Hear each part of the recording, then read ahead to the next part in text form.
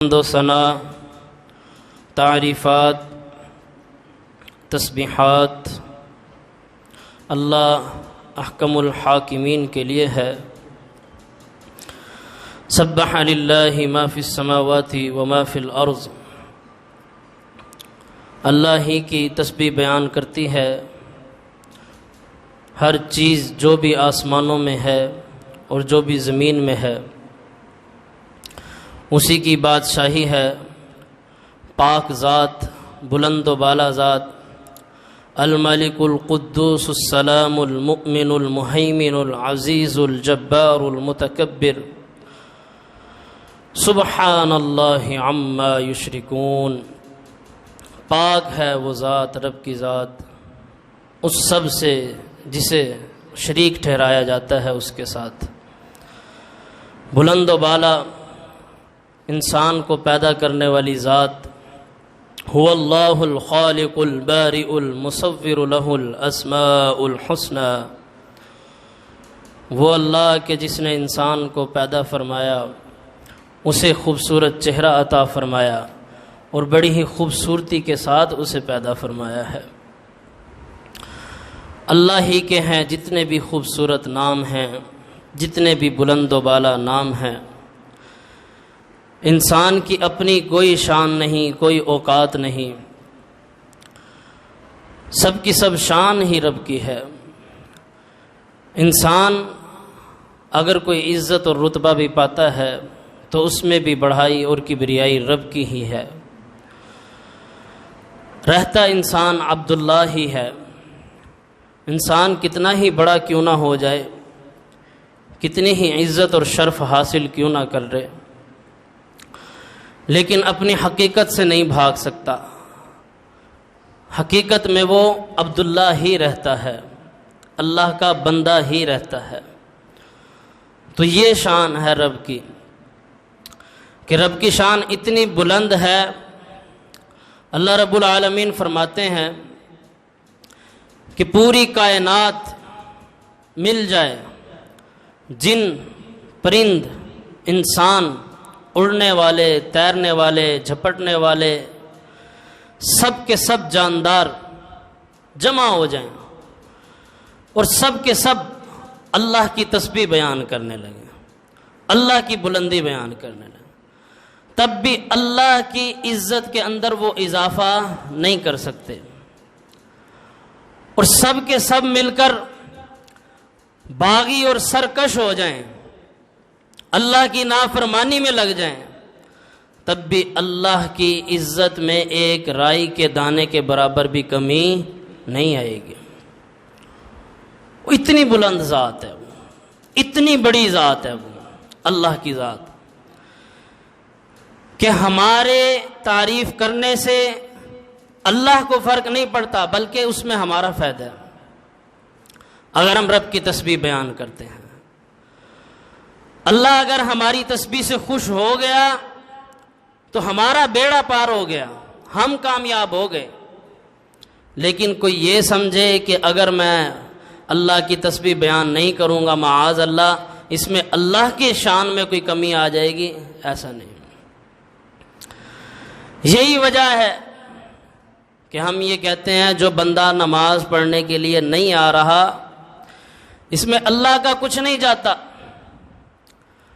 بدبختی اس کی اپنی ہے کہ اللہ نے اسے بلایا اور وہ نہیں آیا، مسجد کی طرف چل کر نماز پڑھنے کے لیے نہیں آیا، یہ اس شخص کی بدبختی ہے۔ اگر وہ نماز پڑھتا تو اس میں اس کا فائدہ تھا، اس نے نہ پڑھ کے اللہ کی شان میں کوئی کمی نہیں کی، اپنے آپ کو برباد کر لیا، خود کو رسوا کر لیا۔ درود و سلام ہو امام الانبیاء، امام کائنات جناب محمد الرسول اللہ صلی اللہ علیہ وسلم کی ذات اقدس پر۔ نبی کریم صلی اللہ علیہ وسلم نے مکہ میں رہتے ہوئے، عرب کے لوگوں میں رہتے ہوئے، انہی کے ماحول میں رہتے ہوئے اللہ کی ہر عبادت کو عمل میں بدل کے دکھایا، عمل کر کے دکھلایا۔ یعنی وہ سخت ماحول، وہ کڑکتی دھوپ، آج ہم صرف گرمی کی وجہ سے نمازیں چھوڑ دیتے ہیں. اب تھوڑی سی گرمی پڑی ہے، لوگوں نے مسجد میں آنا چھوڑ دیا. تو رسول اللہ صلی اللہ علیہ وسلم نے اس کڑکتی دھوپ میں بھی نمازیں نہیں چھوڑی. آپ صلی اللہ علیہ وسلم نے اللہ رب العالمین کی تابع داری جنگوں میں بھی کر کے دکھائی ہے. ایک جنگ میں رسول اللہ صلی اللہ علیہ وسلم نے دیکھا کہ مسلمانوں کو شکست ہونے جا رہی ہے، معاملہ ایسا ہے. تو آپ صلی اللہ علیہ وسلم نے اتنی دعائیں کی سجدے میں گر کر، اسی ریگستان میں، اسی مٹی کے اندر آپ صلی اللہ علیہ وسلم سجدہ ریز ہوئے. اتنا لمبا سجدہ کیا، روئی جا رہے ہیں، آنسو بہائی جا رہے ہیں. یہاں تک کہ ابو بکر صدیق رضی اللہ عنہ جو ساتھ کھڑے ہوئے تھے وہ بھی رونے لگے، اور آپ صلی اللہ علیہ وسلم کو ہاتھ لگا کر کہتے ہیں، اے اللہ کے رسول صلی اللہ علیہ وسلم بس کیجئے، اللہ آپ سے راضی ہے، اللہ آپ سے خوش ہے، اللہ نے آپ کی دعا سن لی ہوگی، آپ بس کیجئے. وہ بھی رونے لگے رسول اللہ صلی اللہ علیہ وسلم کو دیکھ کر. یعنی آپ صلی اللہ علیہ وسلم نے اتنے تنگ حالات میں بھی سجدوں کو نہیں چھوڑا، رب کو نہیں بھلایا. اور آج ہم تھوڑی سی سختی کی وجہ سے رب کو بلائے بیٹھے ہیں. اس بلانے کی وجہ کیا ہے؟ وہی آج کا ہمارا موضوع ہے کہ اللہ کی سے دوری کی وجہ کیا ہے. اللہ سے دوری کی سب سے بڑی وجہ ہے آخرت کے دن پر یقین نہ ہونا، آخرت کے دن کا پختہ یقین نہ ہونا کہ ہمیں اٹھایا جائے گا، بلایا جائے گا، کٹ گھرے میں کھڑا کیا جائے گا، سوال ہوگا. اس سب سے لا علم ہیں، ہم شک میں پڑے ہوئے ہیں. صرف اس دنیا ہی کو اپنی کل کائنات سمجھ لیا ہے، اپنی مکمل زندگی سمجھ لیا ہے، اور یہی سب سے بڑی بربادی اور گمراہی ہے. رسول اللہ صلی اللہ علیہ وسلم کی سنت تھی کہ آپ صلی اللہ علیہ وسلم سورۃ قاف، جس کی میں نے شروع میں تلاوت کی ہے، یہ آپ صلی اللہ علیہ وسلم بکثرت فجر کی نماز میں بھی اور جمعے کی نماز میں بھی پڑھا کرتے تھے. یہ نبی کریم صلی اللہ علیہ وسلم کی سنت ہے، صحیح مسلم میں حدیث آتی ہے. اب یہ سورہ قاف اتنی کثرت سے آپ صلی اللہ علیہ وسلم کیوں پڑھتے؟ کہ اس میں آخرت کا ذکر ہے، اور جو شکوک و شبہات انسان کے دماغ میں پیدا ہوتے ہیں ان کا جواب اس سورت کے اندر موجود ہے. اور جو لوگ آخرت سے غافل ہیں ان کو جگانے کے لیے رسول اللہ صلی اللہ علیہ وسلم یہ سورت تلاوت کیا کرتے تھے. اب اس سورت میں کیا ذکر ہوا ہے؟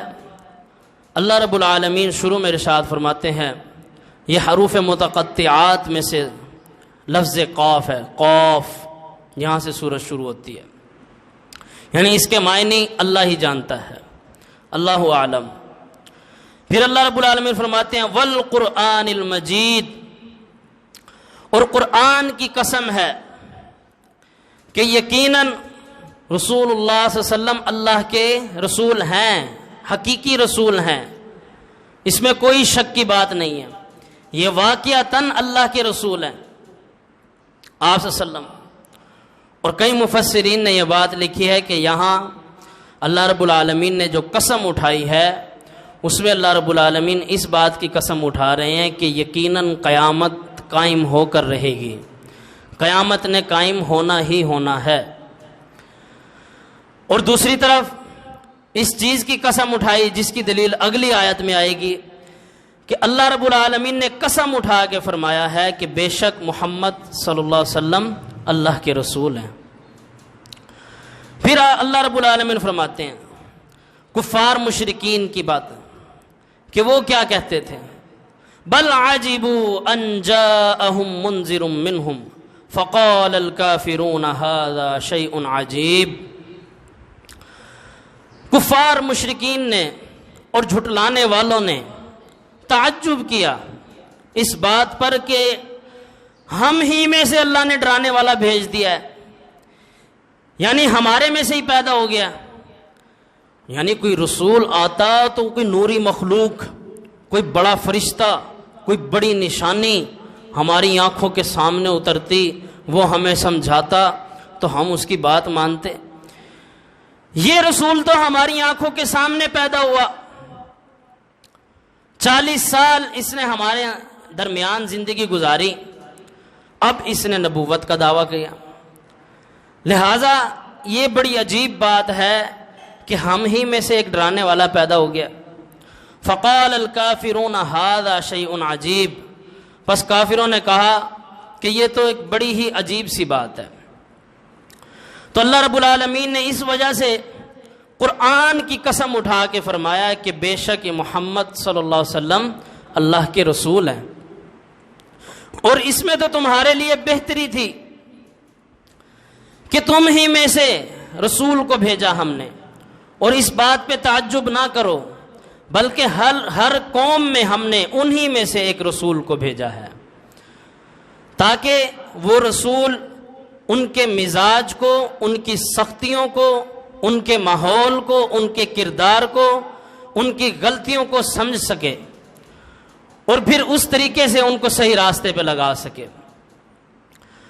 اگر ہم کوئی نوری مخلوق اتار دیتے، کوئی فرشتہ نازل فرما دیتے، تو پھر تم یہ کہتے کہ اس فرشتے کو کیا پتا ہماری بھوک کا، اس فرشتے کو کیا پتا ہماری پیاس کا، اس فرشتے کو کیا پتا اولاد کیا ہوتی ہے، اس فرشتے کو کیا پتا بیٹی کیا ہوتی ہے، بیٹے کیا ہوتے ہیں، اس فرشتے کو کیا پتا ماں باپ کیا ہوتے ہیں، اس فرشتے کو کیا پتا کھانا پینا کیا ہوتا ہے، بازاروں میں پھرنا کیا ہوتا ہے، اس فرشتے کو سردی گرمی کا کیا پتا۔ یعنی 1,00,000 اعتراضات کھڑے ہو جاتے اگر اللہ تم میں سے رسول نہ بھیجتا، تم ہی میں سے رسول نہ بھیجتا۔ اگر اللہ کسی نوری مخلوق کو بھی اتار دیتا تب بھی تم نے بات نہیں ماننی تھی، بلکہ یہ اللہ نے تم پر احسان کیا کہ اللہ نے تم ہی میں سے ایک بشر کو رسول بنا کر مبعوث فرمایا، جو جانتا ہے کہ بھوک کیا ہے، جو جانتا ہے تمہاری طرح کے پیاس کیا ہے، جو جانتا ہے تمہاری طرح سردی اور گرمی کی سختیوں کو، جو جانتا ہے تمہاری طرح کہ گھر بار کیا ہوتا ہے، بیٹی کیا ہوتی ہے، بیٹا کیا ہوتا ہے، والدین کیا ہوتے ہیں، جو تمہارے ہی ماحول میں رہے گا، تمہاری ہی خوراک کھائے گا، پھر بھی تمہیں اللہ کو منا کر دکھائے گا، اللہ کی عبادت کر کے دکھائے گا۔ ایک آئیڈیل ہوگا تمہارے لیے، ایک نمونہ ہوگا کہ کل کو تم کوئی بہانہ نہ بنا سکو کہ ہم تو انسان تھے، اللہ نے اتنی مشکل شریعت اتار دی، انسان تو اس پہ عمل کر ہی نہیں سکتا، اس لیے ہم نے تمہیں میں سے ایک بشر کو رسول بنا کر بھیجا جس نے تمہیں عبادت کر کے دکھائی، اللہ کے آگے سجدہ ریز ہو کے دکھایا، سختیوں کو برداشت کر کے دکھایا، جنگیں لڑ کر دکھائی، اس لیے ہم نے تم ہی میں سے رسول بھیجا۔ اس کے اندر کوئی تعجب کی بات کوئی بھی نہیں ہے۔ ہاں اسے ہم نے نشانیاں دی ہیں۔ تو پہلے اعتراض کا جواب اللہ رب العالمین نے بڑے خوبصورت انداز میں انہیں دیا کہ قرآن کی قسم ہے یہ محمد صلی اللہ علیہ وسلم اللہ کے رسول ہیں، اور اس پہ کوئی تعجب کی بات نہیں ہے، اور اگر اللہ کے رسول ہیں تو پھر ان کی بات بھی یقیناً سچی ہے، ماننی پڑے گی۔ دوسرا انہوں نے اعتراض کیا، جو آج کے بھی ہمارے بہت ہی کمزور ایمان والے لوگ جن کا آخرت پہ یقین نہیں، جنہیں یہ یقین نہیں ہے کہ ہم مرنے کے بعد ہمیں اٹھایا جائے گا قبروں سے، ہمارا حساب لیا جائے گا۔ اگلا اعتراض انہوں نے کیا، اللہ نے اس قرآن میں اس اعتراض کا ذکر فرمایا۔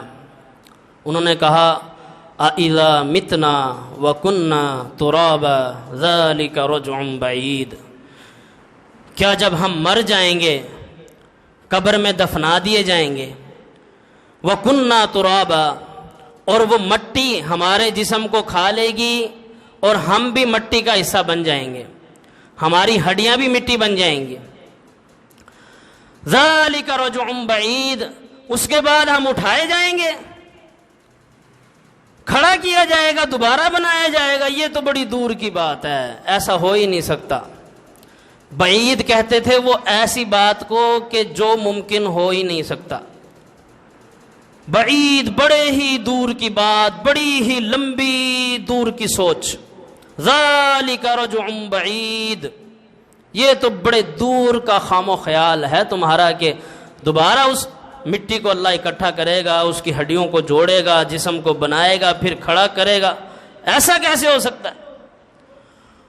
اور پھر اربوں خربوں سال اور اربوں خربوں لوگ اور آدم علیہ السلام سے لے کر قیامت کی دیواروں تک آنے والے اور نہ جانے کتنے ہی قبروں میں دفن ہو چکے اور کتنوں نے ہونا ہے، اللہ سب کو کھڑا کرے گا، کس کس کا ریکارڈ اللہ رکھے گا، کس کس کو اٹھائے گا؟ لہذا ہم اس بات کو تسلیم نہیں کرتے، ہماری عقل نہیں مانتی، ذالک رجع بعید، یہ دوبارہ اٹھائے جانا یہ بڑے دور کی باتیں ہیں۔ اذا متنا وکنا ترابا ذالک رجع بعید۔ اللہ رب العالمین نے پھر اس اعتراض کا جواب دیا۔ یہ قرآن مومنوں کے لیے بھی ہے، ہمارے لیے بھی اس میں اللہ رب العالمین نے بڑا خوبصورت جواب دیا ہے کہ لوگوں اللہ کی طرف آ جاؤ، حقیقی زندگی آخرت کی زندگی ہے، یہاں کی کامیابیاں تو بڑی عارضی ہیں، ادھر کامیابی حاصل بھی کر لو گے تو کتنا عرصہ تک اس کے مزے لوگے، اس سے فائدے اٹھاؤ گے، آخر کار وہ تمہاری کامیابی اور کامرانی ختم ہو جانی ہے۔ لہٰذا اللہ رب العالمین ہمیں اس کامیابی کی طرف بلاتا ہے جو ہمیشہ رہنے والی ہے، جس میں زوال نہیں ہے، جس میں بڑھاپا نہیں ہے، ہمیشہ کی جوانی ہے۔ اللہ کہتا ہے اس جوانی کو، اس زندگی کو میرے نام کرو اور ہمیشہ کی زندگی اپنی بنا لو، اسے کامیاب بناؤ۔ تو اللہ نے اس بات کا جواب دیا کہ جو لوگ سوچتے ہیں کہ اسی دنیا سے فائدہ اٹھا لیں، اسی زندگی سے اٹھا لیں، جو لے کر جانا ہے اسی زندگی سے بس لے لیں، آخر پھر ہم نے مر جانا ہے، مٹی ہو جانا ہے، اس کے بعد تو کوئی بات ہی نہیں ہے، ختم کہانی۔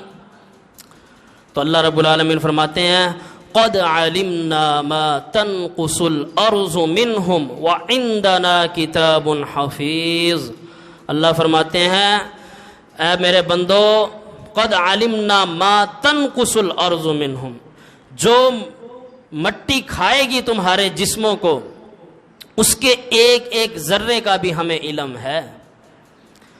جو مٹی، قبر کی مٹی تمہارے جسموں کو کھا جائے گی اور اپنے اندر تمہارا جسم سمو لے گی، مکس ہو جاؤ گے تم، ما تنقص الارض منہم، جو بھی تم سے وہ لے گی، تمہاری ہڈیوں کو اپنے اندر لے گی، قد علمنا، یقیناً ہم سب کچھ جانتے ہیں، ایک ایک بات کا ہمیں پتہ ہے، ایک ایک بات کا علم ہے۔ اب ہماری عقلیں اگر ایک لمٹ پر جا کر کام کرنا چھوڑ دیں، اس کا مطلب یہ تو نہیں اس سے آگے کچھ ہو ہی نہیں سکتا۔ ہماری عقل اگر تسلیم نہیں کرتی تو اس کا مطلب یہ تو نہیں کہ ہم جھٹلانے لگ جائیں۔ ہاں، ہم یہ کہہ سکتے ہیں کہ اللہ نے کہہ دیا تو ہمارا ایمان ہے، ہماری عقل تسلیم کرے یا نہ کرے، ہمارا اس بات پہ ایمان ہے کہ اللہ ہمیں اٹھائے گا، زندہ کرے گا، ہمارا حساب لے گا۔ قد علمنا ما تنقص الارض منہم، یقیناً ہم جانتے ہیں، قد آتا ہے ہمیشہ یقین کے لیے، ایسی بات پہ اللہ قد لگاتا ہے کہ جس کے اندر اللہ نے تاکید کرنی ہو، کہ اس کے بعد کوئی شک باقی نہ رہے، یقیناً ایسا ہی ہے۔ قد علمنا، یقیناً بے شک، کسی شک کی گنجائش نہیں ہے کہ ہم جانتے ہیں جو بھی تمہارے جسموں سے یہ مٹی کھائے گی اسے بھی ہم جانتے ہیں۔ وعندنا کتاب حفیظ، اور یہی نہیں بلکہ ہم نے ایک ایک کا سارا بایو ڈیٹا اپنے پاس لوح محفوظ میں رکھا ہوا ہے، ایک ایک کا بایو ڈیٹا، سب پوری تاریخ اس کی موجود ہے ہمارے پاس۔ قبر میں جانے کے بعد بھی جب مٹی اس کے جسم کو کھائے گی، وہ ایک ایک ذرہ جو اس کا مٹی میں جائے گا، مکس ہوگا، اللہ کے پاس سب کا ریکارڈ ہے۔ پھر آگے اللہ رب العالمین نے فرمایا بل کذبوا بالحق لما جاءہم، بلکہ تم نے جھٹلا دیا اللہ کو، اس حق کو جو تمہارے پاس چل کر آیا تھا۔ یعنی یہ تو اللہ کا بڑا ہمارے اوپر احسان ہوا کہ اللہ نے ہمیں سمجھانے کے لیے قرآن نازل فرمایا، یہ اللہ کا ہم پہ بڑا احسان تھا کہ اللہ نے ہمارے لیے ہمیں میں سے محمد الرسول اللہ صلی اللہ علیہ وسلم کو مبعوث فرمایا تھا۔ یہ اللہ کا ہمارے اوپر بڑا احسان تھا۔ تو اللہ فرما رہا ہے بل کذبوا بالحق لما جاءہم، بلکہ تم نے اس حق کو جھٹلا دیا جو تمہارے پاس آیا تھا۔ فہم فی امر مریج، اور تم شک میں پڑ گئے، شکوک و شبہات میں، پتہ نہیں دوبارہ اٹھایا جائے یا نہ اٹھایا جائے، الجھاؤ میں پڑ گئے۔ امر مریج کہا جاتا ہے الجھاؤ میں پڑ جانا۔ انسان آخرت کی طرف تو اپنے دماغ کو لے کر ہی نہیں جاتا، اس طرف سے تازہ تازہ تقریر سنی، تازہ تازہ تلاوت سنی، ترجمہ سنا، اللہ رسول کی بات سنی تو تھوڑا سا دماغ گیا، تھوڑی سی سوچ گئی کہ ہاں بھی یہ بھی کوئی چیز ہے، یہ بھی کوئی بات ہے، ہاں ہمیں اس طرف بھی فکر کرنی چاہیے۔ لیکن جیسے ہی باہر نکلتا ہے، اللہ کی قسم دور دور تک اس کے وہم و گمان میں آخرت کا تصور نہیں ہوتا۔ اگر یہ آخرت کی فکر اپنے ذہن میں بٹھا لے تو اس کی زندگی بدل جائے، اس کی سوچ بدل جائے۔ رسول اللہ صلی اللہ علیہ وسلم کا فرمان ہے کہ حقیقی کامیاب تو وہ ہے جو جہنم سے بچا لیا گیا اور جنت میں داخل کر دیا گیا۔ حقیقی کامیابی تو یہ ہے، باقی سب کی سب کامیابیاں تو عارضی ہیں، آئیں گی اور چلی جائیں گی۔ ہمارے کتنے ہی دل عزیز ہمارے ساتھ نہیں ہیں، آج ہمارے پاس ان کا کیا ہے سوائے یادوں کے، اور وہ یادیں بھی کبھی کبھی جب کبھی انسان بیٹھا ہو، دوستوں یاروں میں بیٹھا ہو تو یاد آ گئی، گھر والوں کے ساتھ بیٹھا ہو تو یاد آ گئی، کوئی بات آ گئی تو یاد آ گئی۔ اس یاد کے علاوہ ہمارے پاس کچھ نہیں ہے، وہ بھی کچھ نہیں کر سکتے اب جو گزر چکے، اور ہمارے جانے کے بعد بھی ہماری یادوں کے علاوہ کچھ بھی نہیں ہوگا، اور وہ یاد بھی کبھی کبھی ہوا کرے گی۔ ماں جیسی ہستی بھی ہمیشہ یاد نہیں کرے گی، روئے گی، تکلیف میں ہوگی، سب ہوگا، لیکن جب کچھ سال گزر جائیں گے پھر وہ بھی کبھی کبھی یاد کیا کرے گی۔ جب کبھی ذکر آیا کرے گا تو اس کو یاد آ جائے کرے گی کہ ہاں میرا بیٹا تھا، درد ہوگا، تکلیف ہوگی، لیکن پھر اپنے کاموں میں لگ جانا ہے، اس نے بھی پھر اپنی زندگی گزارنی ہے، اپنا بچاؤ کرنا ہے، اور دنیا کی روایتوں کو لے کر چلنا ہے، گھر چلانے ہیں، وہ بھی لگی رہے گی۔ ایسا نہیں ہے کہ وہ ایک کونے میں بیٹھ جائے گی ہمیشہ کے لیے کہ میرا بیٹا چلا گیا، اور اگر وہ ایسا کر بھی لے ہمیشہ کے لیے اپنے بیٹے کے غم میں بیٹھ بھی جائے، تب بھی اس بیٹے کو اس کے بیٹھنے کا فائدہ نہیں ہونے والا۔ جس کا درد اسی کا درد، باقی سب تماشائی۔ تو جس کی تکلیف ہے، جس کا درد ہے، وہی جانتا ہے، اور کوئی نہیں سمجھ سکتا، اور کوئی نہیں جان سکتا۔ اسی لیے اللہ رب العالمین نے قیامت کے دن حساب و کتاب بھی سب کا الگ رکھا ہے۔ ماں بیٹی، باپ بیٹے کا بھی ایک ساتھ نہیں رکھا، بہن بھائی کو بھی اکٹھا کھڑا نہیں کرے گا اللہ کٹکرے میں، سب کا الگ الگ، سب کی الگ الگ، سب کا نطفہ الگ، سب کی حساب و کتاب کی کتاب اس کے ہاتھ میں ہوگی، نام اعمال اس کے ہاتھ میں ہوگا۔ تو میرے بھائیوں، دنیا کی زندگی میں سب کے ہو جاؤ، دنیا میں سب کے ہو جاؤ، اور آخرت کی جب بات آئے، اللہ کا جب معاملہ آئے، پھر بھلے سب کو چھوڑنا پڑے، سب کو چھوڑ دو، پھر بھلے گھر چھوڑنا پڑے، گھر چھوڑ دو، اس کو صف اول پہ رکھو، نمبر 1 پر۔ جس چیز کو ہم نے اہمیت دینی ہے وہ ہماری آخرت ہے، جس کو ہم نے اہمیت دینی ہے وہ ہمارے رب کے ساتھ ہمارا تعلق ہے۔ اگر رب کے ساتھ تعلق میں کمپرومائز کرنا پڑ رہا ہے کہ دنیا کا معاملہ اتنا غالب آ گیا کہ اب رب ہماری زندگیوں سے جا رہا ہے، تو پھر وہ کام چھوڑ دو، کیونکہ اگر رب کو چھوڑ دیا، آخرت کی فکر چھوڑ دی، تو پھر یقیناً ناکامی ہی ناکامی ہے۔ تو اللہ رب العالمین فرماتے ہیں کہ تم آخرت کے معاملے میں شک میں پڑ گئے، تمہارے پاس حق آیا، تمہارے پاس رسول آیا، تمہارے پاس کتاب آئی، لیکن فہم فی امر مریج، تم الجھاؤ میں پڑے رہے۔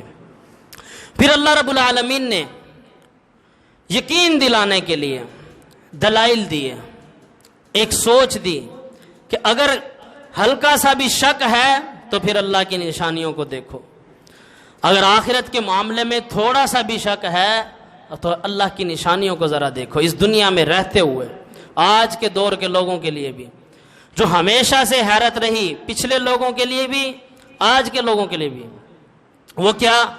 اللہ رب العالمین فرماتے ہیں افلم ينظروا الى السماء فوقهم كيف بنيناها، اپنی نظروں کو آسمان کی طرف اٹھاؤ کہ دیکھو اللہ نے اسے کیسے بنایا ہے۔ یہ جو تمہارے اوپر کھلا آسمان ہے، اتنی بڑی چھت، کبھی اس کے اوپر غور کرو۔ وَزَيَّنَّاهَا، اور ہم نے اس کو زینت بخشی ہے۔ وَمَا لَهَا مِن فُرُوجٍ، اور اس کے اندر تمہیں کسی قسم کا کوئی بھی سوراخ، شگاف، کوئی بھی درار نظر نہیں آئے گی۔ اللہ فرماتا ہے میری اس نشانی کو دیکھ لو۔ اللہ رب العالمین نے بڑی آسان نشانی بتائی ہے، بندہ کہیں بھی موجود ہو آسمان کی طرف دیکھ لے۔ اللہ کہتا ہے کہ آسمان کو دیکھو، اپنی آنکھوں سے دیکھو گے تب بھی کچھ نظر نہیں آئے گا، اور ہم نے اسے ایسی زینت بخشی، دوربین کے ساتھ دیکھو گے، ستاروں کو دیکھو گے، دیکھتے رہ جاؤ گے، ایسی ایسی کہکشائیں، ایسی خوبصورت زینت، اور اتنی بڑی بڑی کہکشائیں کہ ہماری کہکشاں کے قریب اس آسمان کے نیچے، کتنا بڑا آسمان ہے، کتنی بڑی اللہ کی نشانی ہے۔ ہماری کہکشاں، ہماری گلیکسی کے سب سے قریب جو گلیکسی ہے، 1,86,000 میل کے فاصلے پر ہے۔ 1,86,000 میل کا فاصلہ نہیں ہے، بلکہ صحیح بات یہ ہے کہ جو آج کے سائنسدان کہتے ہیں کہ سپیڈ آف لائٹ، روشنی کی رفتار 1,86,000 میل کا سفر کرے 1 سیکنڈ میں۔ روشنی کی رفتار 1 سیکنڈ میں 1,86,000 میل سفر کرے، اور اسی طرح وہ 10 لاکھ سال تک سفر کرتی رہے۔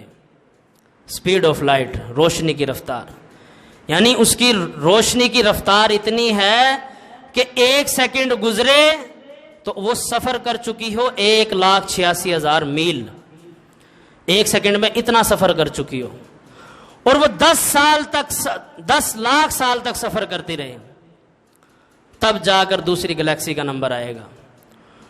جب انسان دوربین سے یہ سب کچھ دیکھتا ہے تو اس کو صرف بالز نظر آتی ہیں، اس کو چمکتے ہوئے تارے نظر آتے ہیں۔ صرف ایک سورج ہی ہماری زمین سے 13 لاکھ گنا بڑا ہے، ایک سورج ہی۔ اور جب ہم دوسرے اللہ کے بنائے ہوئے ستاروں کو، سیاروں کو، سورج کو دیکھتے ہیں تو یہ سورج بھی ہمیں ایک نقطے کے سوا کچھ نہیں دکھتا، ایک نقطہ نظر آتا ہے۔ تو اللہ فرماتا ہے کہ میری اتنی بڑی بڑی نشانیوں کو دیکھو۔ افلم ينظروا الى السماء فوقهم كيف بنيناها، بس کیا تم آسمان کی طرف نظریں اٹھا کے نہیں دیکھتے کہ ہم نے اسے کیسے بنایا ہے؟ وَزَيَّنَّاهَا، اور ہم نے اسے زینت بخشی ہے، خوبصورتی دی ہے۔ کتنا خوبصورت لگتا ہے چاند اور ستارہ آپس میں، کتنا خوبصورت لگتا ہے دیہات میں انسان رات کو چارپائی پہ لیٹا ہوا آسمان کی طرف دیکھے، تارے چمک رہے ہوں، کتنا خوبصورت لمحہ، اور اس سے خوبصورت بھی کچھ ہو سکتا ہے۔ اور یہ کہکشائیں جب دیکھتے ہیں تو اللہ کی قسم ایسا لگتا ہے ایسی پینٹنگ کبھی کوئی بنا ہی نہیں سکتا، جتنی خوبصورت یہ کہکشائیں لگ رہی ہوتی ہیں، جیسے یہ چمک رہی ہوتی ہیں، ان کی خوبصورت، ان میں سے نکلنے والی وہ خوبصورت روشنیاں، کیا ہی بات ہے ان کی۔ اور یہ آسمان کے نیچے 2 نظام جو اللہ نے چلائے ہوئے ہیں، ایک سورج اور ایک چاند کا، کتنا خوبصورت نظام ہے۔ کبھی یہ سورج گڑبڑی نہیں کرتا، کبھی 2 نمبری نہیں کرتا، کبھی آگے پیچھے نہیں ہوتا اللہ کی اطاعت سے، کبھی بغاوت نہیں کرتا، ہمیشہ روز پتہ ہے کہ سورج صبح کو نکل جائے گا، طلوع ہوگا، شام کو سورج غروب ہوگا ہی ہوگا۔ ایک سرکل چلا ہوا ہے، ایک بڑے نظام کے ساتھ، بڑی خوبصورتی کے ساتھ اللہ نے پورے نظام کو چلایا ہوا ہے۔ اللہ فرماتا ہے نظر اٹھا کے دیکھو، کتنی بڑی نشانی ہے اللہ کی. کیا تمہیں اس کے اندر میرے نظام میں کوئی گڑبڑی نظر آتی ہے؟ کوئی رد و بدل، کوئی شگاف، کوئی سوراخ، کوئی درار، کوئی کمی؟ کچھ بھی نہیں، بلکہ تم سوچتے رہ جاؤ گے. سوچ ختم ہو جائے گی، یہ کائنات ختم نہیں ہوگی. تو اللہ نے ایک بہت بڑی یہ نشانی کا ذکر فرمایا. اللہ فرماتا ہے اگر تمہیں یہ شک ہے کہ ہم تمہیں نہیں بنا سکتے، دوبارہ نہیں اٹھا سکتے، تو پہلے میری یہ نشانی دیکھو. جب ہم یہ سب کچھ بنا سکتے ہیں تو تمہیں کیوں نہیں بنا سکتے؟ جب ہم پوری کائنات کو بنا سکتے ہیں، تمہیں بنانا کیا مسئلہ ہے؟ تمہیں دوبارہ کھڑا کرنا کیا مسئلہ ہے؟ پھر آگے اللہ رب العالمین فرماتے ہیں وَالْأَرْضَ مَدَدْنَاهَا وَأَلْقَيْنَا فِيهَا رَوَاسِيَ وَأَنبَتْنَا فِيهَا مِن كُلِّ زَوْجٍ بَهِيجٍ وَالْأَرْضَ مَدَدْنَاهَا، اور زمین کو ٹھہرا دیا، بچھونا بنا دیا، ٹھہرنے کی جگہ. کتنی عجیب بات ہے کہ پوری کی پوری زمین پانی کے اوپر کھڑی ہوئی ہے. کتنی عجیب بات ہے کہ اس کے نیچے پانی ہی پانی ہے. 70 سے 75% تک دنیا میں ہے ہی پانی، 25 سے 30% خشکی ہے جس کے اوپر یہ پورے کائنات کے لوگ رہ رہے ہیں. اور اس خشکی میں بھی اللہ رب العالمین نے اتنی خوبصورتی کے ساتھ اس زمین سے ایسے ایسے نباتات اگائے، کھانے پینے کی اشیاء. مٹی کا کلر دیکھے انسان، رنگ دیکھے، مٹیالی کلر ہے یہ مٹی کا رنگ. اور پھر سیب کا رنگ دیکھے کہ کوئی سوچ سکتا ہے کہ اسی مٹی سے یہ سیب نکلا ہے؟ مٹی کا رنگ دیکھے انسان، اور مٹی اپنے ہاتھ میں اٹھائے اور پھر دیکھے یار اس مٹی سے بھی آم نکل سکتا ہے. یہ اتنا خوبصورت آم، اتنا ذائقے دار، اس میں اتنی لذت، اتنی خوبصورتی کے ساتھ. انسان اسی مٹی کو دیکھے، پھر انار کو دیکھے، پھر اس میں وہ موجود دانے، اس میں رس، وہ خوبصورتی اسی مٹی سے. کوئی بنا کر دکھائے، کوئی یہ کمالات کر کے دکھائے، یہ بڑے بڑے معجزات کوئی کر کے دکھائے. اللہ فرماتا ہے یہ میری نشانیاں، انہیں دیکھو. کون ہے یہ سب کرنے والا؟ یہ بڑے بڑے کمالات. آج ہم کوئی بندہ پین بھی بناتا ہے نا، پین بھی ہم دیکھتے ہیں تو ہم کہتے ہیں کسی نے بنایا ہے تو بنا ہے. ایک پینسل بھی ہم یہ نہیں کہتے خود بخود بن گئی. اس پینسل کے بارے میں بھی سب جانتے ہیں کسی نے بنائی ہے تو یہ بنی ہے، ایسے نہیں بن گئی. اور پوری کائنات کے بارے میں کئی لوگ سمجھتے ہیں کہ بس صحیح ہے، ایسے چل رہا ہے سب نظام. کون سے معجزات؟ حقیقت بات یہ ہے کہ اللہ کی قسم یہ بہت بڑے بڑے معجزے ہیں. ہم ان معجزوں کے عادی ہو چکے ہیں. ہمیں یہ معجزہ ہی نہیں لگتا. ہمیں یہ نشانیاں، ہم ان پہ غور و فکر ہی نہیں کرتے کہ یہ اللہ کی کتنی بڑی نشانیاں ہیں. یہ بہت بڑی بڑی اللہ کی نشانی ہے کہ اللہ نے اسی زمین سے پانی کو نکالا ہے، صاف پانی کو پینے کے لیے. اللہ نے اسی زمین سے سبزیوں کو پیدا فرمایا ہے، مختلف ذائقوں کی سبزیاں، مختلف رنگوں کی سبزیاں. یہ اللہ کی نشانی ہے. پھر اللہ رب العالمین فرماتے ہیں وَأَلْقَيْنَا فِيهَا رَوَاسِيَ، اور ہم نے اس زمین کو ٹھہرانے کے لیے اس کے اندر پہاڑوں کو گاڑ دیا. آج کے سائنسدان یہ کہتے ہیں کہ یہ جو ہمیں پہاڑ زمین کے اوپر نظر آ رہا ہے، جتنا بھی بڑا ہو، یہ صرف ایسے ہی ہے جیسے ایک کیل ٹھوک دی جائے اور اس کے اوپر کی جو ایک کیپ ہوتی ہے وہ نظر آ رہی ہوتی ہے انسان کو. کیل کے اوپر کا حصہ یہ اتنا ہی حصہ ہے. باقی جو بڑا پہاڑ ہے، مزید اس کی جڑ ہے، وہ کئی گنا نیچے تک ہے. یعنی جتنا ہمیں یہ پہاڑ اوپر نظر آ رہا ہوتا ہے، اس سے کئی گنا یہ زمین کے اندر دھسا ہوا ہے. یہ میخیں ہیں جو اللہ نے اس زمین کے اندر گاڑ دی ہیں اس زمین کو ٹھہرانے کے لیے، تاکہ انسان اس کے اوپر آسانی کے ساتھ زندگی بسر کر سکے. وَأَلْقَيْنَا فِيهَا رَوَاسِيَ، اور ہم نے ان میں پہاڑوں کو گاڑ دیا. یہ بھی ہماری نشانی ہے. اس پر بھی غور و فکر کرو کہ انسان جاتا ہے دیکھنے کے لیے جب ان سیر والی جگہوں پر، تو دیکھتا ہی رہ جاتا ہے، پہاڑوں کو دیکھتا ہی رہ جاتا ہے کہ کیا ہی خوبصورت پہاڑ ہیں، کتنی اونچائی ہے، کیسے یہ آباد ہوئے ہوں گے، کیسے یہ اللہ نے پیدا کیے ہوں گے، سوچ میں پڑ جاتا ہے انسان۔ تو آگے اللہ رب العالمین فرماتے ہیں وَأَنبَتْنَا فِيهَا مِن كُلِّ زَوْجٍ بَهِيجٍ، پھر یہیں پر بس نہیں، اس کے بعد ہم نے بہت سی قسموں کے جوڑے پیدا فرمائے ہیں۔ یہ بھی ہماری بڑی نشانی ہے، ہر چیز ہم نے جوڑا جوڑا پیدا فرمائی ہے۔ پودوں میں دیکھو گے جوڑے، پھلوں میں دیکھو گے جوڑے، انسانوں میں دیکھو گے جوڑے، پرندوں میں دیکھو گے جوڑے، کیڑے مکوڑوں تک میں بھی اگر تم دیکھو گے تمہیں جوڑا نظر آئے گا۔ اگر یہ سب کچھ خود ہی چل رہا ہوتا تو ہر چیز جوڑا جوڑا کیسے بن جاتی؟ اگر یہ سب کچھ خود ہی چل رہا ہوتا ہر چیز کا جوڑا کیسے بن جاتا؟ زمین ہے تو آسمان بھی ہے، سورج ہے تو چاند بھی ہے، ہر چیز کا جوڑا بنایا اللہ نے۔ تو اللہ رب العالمین فرماتے ہیں ہم نے ہر چیز کے جوڑے بنائے تھے، میاں بیوی کا جوڑا بنایا ہے، مرد و عورت کا ایک جوڑا بنایا ہے، ہر چیز میں اللہ نے جوڑے کو رکھا ہے۔ پھر آگے اللہ رب العالمین فرماتے ہیں تبصرۃً، اس سب باتوں کے اندر تبصرۃً ہدایت ہے، وذکریٰ اور نصیحت ہے، لکل عبد منیب، لیکن اس بندے کے لیے جو اس قرآن میں غور و فکر کرنے والا ہو۔ بنا غور و فکر کے ہدایت نہیں مل سکتی۔ ہدایت ہے، نصیحت ہے، لیکن ان لوگوں کے لیے جو واقعتاً رجوع کرنا چاہتے ہوں، جو واقعتاً اپنی نافرمانی کی زندگی چھوڑ کر ہدایت کے راستے پہ آنا چاہتے ہوں، ان لوگوں کے لیے ہدایت ہے، ان لوگوں کے لیے نصیحت ہے۔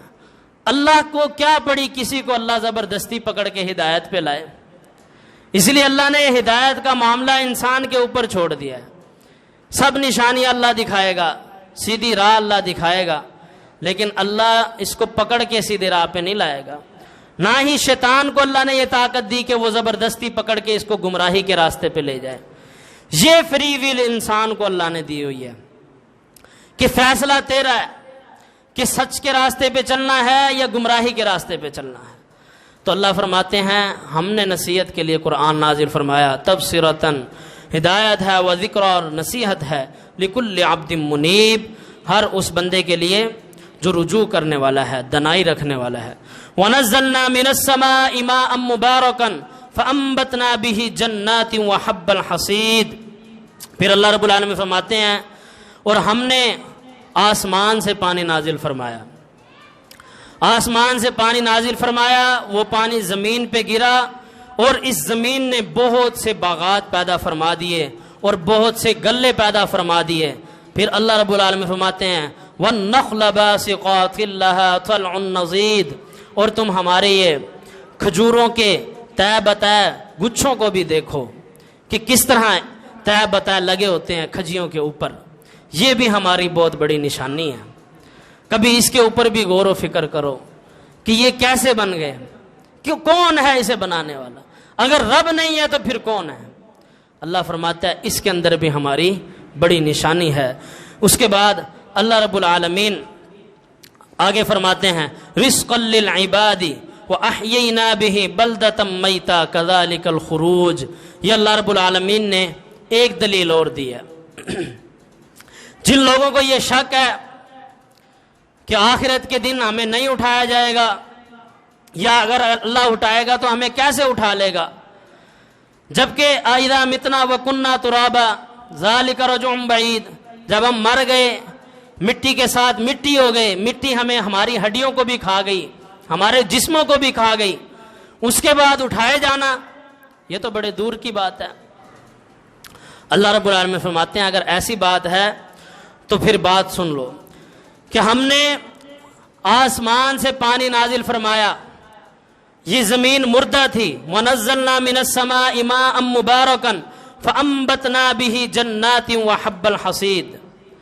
ہم نے آسمان سے پانی نازل فرمایا، یہ زمین مردہ تھی، وہ پانی جب اس زمین پہ گرا تو اس زمین کو اس پانی نے زندہ کر دیا، اور پھر اس زمین نے ان باغات کو اگایا، اور پھر اس زمین نے وَالنَّخْلَ بَاسِقَاتٍ لَهَا طَلْعٌ نَضِيدٌ۔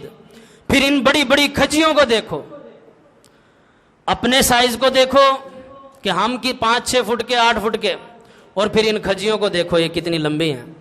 اللہ فرماتا ہے کہ ان کھجیوں پہ غور و فکر کرو. ہم نے صرف ایک پانی نازل فرمایا آسمان سے، اور یہ مردہ زمین تھی، جب اس پہ پانی گرا تو اتنی بڑی بڑی کھجیاں ہم نے پیدا فرما دی ہیں، یہ اگ گئی، یہ تمہارے سامنے کھڑی ہیں. اللہ کی نشانیاں بڑی بڑی. پھر اللہ فرماتا ہے رزقا للعباد، ہم نے اس میں بھی تمہارے لیے نشانیاں بھی رکھی ہیں اور تمہارے لیے رزق بھی رکھا ہے، روزی رکھی ہے. پھر آگے اللہ نے جواب دیا اس بات کا کہ اللہ ہمیں زندہ کیسے کرے گا. اللہ فرماتا ہے وَأَحْيَيْنَا بِهِ بَلْدَةً مَيْتًا كَذَلِكَ الْخُرُوجُ، اسی طرح اللہ مردوں کو زندہ کرے گا قیامت کے دن، اور اسی طرح تم اپنی قبروں سے كَذَلِكَ الْخُرُوجُ نکالے جاؤ گے، اٹھائے جاؤ گے. یعنی اللہ کے لیے کوئی مسئلہ ہی نہیں ہے. اللہ کے لیے کیا ہے؟ اللہ کن کہے گا بارش ہوگی، سب کی قبروں کے اوپر بارش گرے گی، ایک ایک قبر سے 70 مردے کھڑے ہو جائیں گے انہی جسموں کے ساتھ. اللہ فرماتا ہے انہی جسموں کا ریکارڈ رکھا ہوا ہے ہم نے، یہی جسم ہوگا. 70 مردے برہنہ حالت میں ایک ایک قبر سے کھڑے ہو کر حشر کے میدان کی طرف دوڑنے لگیں گے، بھاگنے لگیں گے. اللہ کے لیے کوئی مسئلہ ہی نہیں ہے. تو اللہ رب العالمین اس آخرت کے دن ہمیں کامیاب فرمائے. ربنا آتنا فی الدنیا حسنہ وفی الآخرۃ حسنۃ وقنا عذاب النار. اللہ ہماری دنیا کو بھی بہتر بنائے اور اللہ ہماری آخرت کو بھی بہتر بنائے. اللہ ہمیں جہنم کے آگ سے بھی محفوظ فرمائے. آخری بات کر کے میں اپنی بات مکمل کرتا ہوں. آگے چل کے اللہ رب العالمین فرماتے ہیں بہت سی قوموں نے ہمیں جھٹلایا ہے. قوم سمود نے، قوم عاد نے، قوم لوط نے، سب نے ہمیں جھٹلایا. آخر کار ہمارا ان کے اوپر عذاب نازل ہوا ہے. عذاب کا کوڑا برسا. تم سے زیادہ طاقتور بھی تھے، تم سے زیادہ فحاشی میں بھی پڑے ہوئے تھے. آخر کار ہم نے انہیں برباد کر دیا. پھر آگے فرمایا افعینا بالخلق الاول. یہ اللہ رب العالمین کی اس رکوع میں آخری بات ہے، انسان کو آخری پیغام. افعینا بالخلق الاول، کیا اللہ تمہیں پہلی بار پیدا کر کے تھک گیا ہے؟ معاذ اللہ. کیا ہم تمہیں بنا کے پہلی بار بنا کے تھک گئے ہیں کہ ہم تمہیں دوبارہ نہیں بنا سکتے؟ یہ بھی بڑی ڈنکے کی چوٹ پہ اللہ نے بات کی ہے، بڑے دلیل کی بات کی ہے. سمجھنے والوں کے لیے ایک بہت بڑا تماچا ہے کہ اللہ فرماتا ہے اب بھی تو ہم نے بنایا ہے. اب جو فخر کر رہے ہو اب کس نے بنایا؟ اب کس نے پیدا کیا؟ افعینا بالخلق الاول، کیا اب ہم پہلی بار پیدا کر کے تمہیں تھک گئے ہیں؟ بل ہم فی لبس من خلق جدید، بلکہ تم نئی پیدائش کے بارے میں، دوبارہ اٹھائے جانے کے بارے میں شک میں پڑ گئے ہو.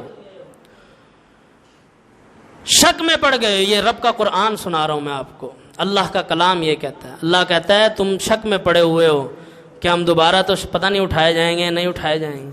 تو اللہ فرماتے ہیں ہم نہیں تھکے. ہم نے تمہیں پہلی بار بھی پیدا کیا تھا، دوسری بار بھی ہم پیدا کرنے پہ قادر ہیں. تو اللہ رب العالمین سے دعا ہے اللہ رب العالمین حق بات کو سمجھ کر مجھے اور آپ سب کو اس پر عمل کرنے کی توفیق عطا فرمائے اور اللہ کی طرف رجوع کرنے کی توفیق عطا فرمائے. وآخر دعوانا الحمد للہ رب العالمین.